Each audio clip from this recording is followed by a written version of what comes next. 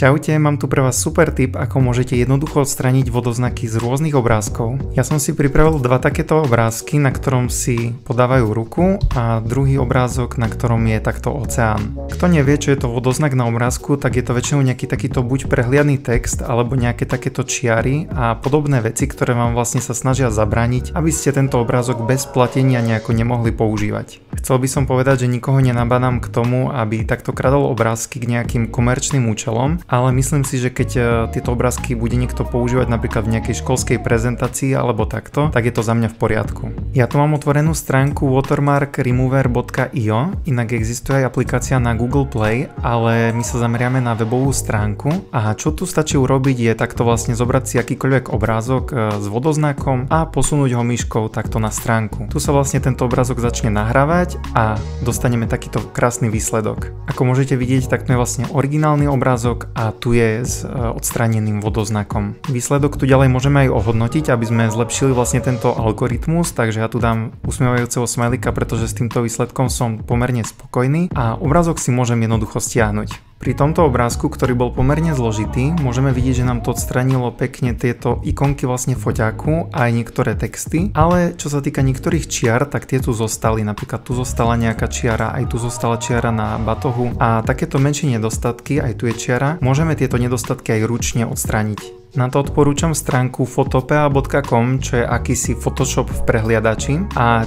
tento obrázok si tu jednoducho nahráme. Vyberieme si tu tento nástroj, čo je vlastne bodový retušovací štetec. Tak ja si tu nastavím trošku menšiu veľkosť a tvrdosť na zhruba nejakých 30% a takto postupne veľmi precízne sa pokúsim túto linku vlastne označiť. A teraz keď to pustím, tak by to malo vymazať tú linku.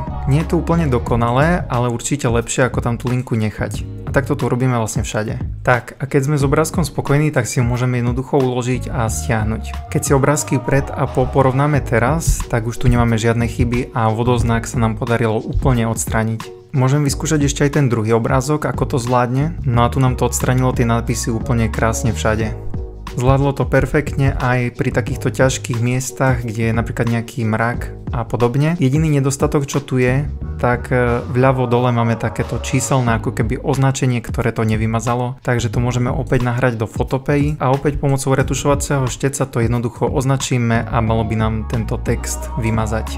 Krása, takže takto jednoducho sa vymazujú vodoznaky z rôznych obrázkov. Ak budete takto vodoznaky vymazávať, tak odporúčam len na nejaké nekomerčné účely, ako som spomínal napríklad pri PowerPointových prezentáciách, ktoré prezentujete nejako v škole a podobne, ale na komerčné účely si myslím, že už tie obrázky, ktoré majú takto vodoznaky, si môžete dovoliť zakúpiť.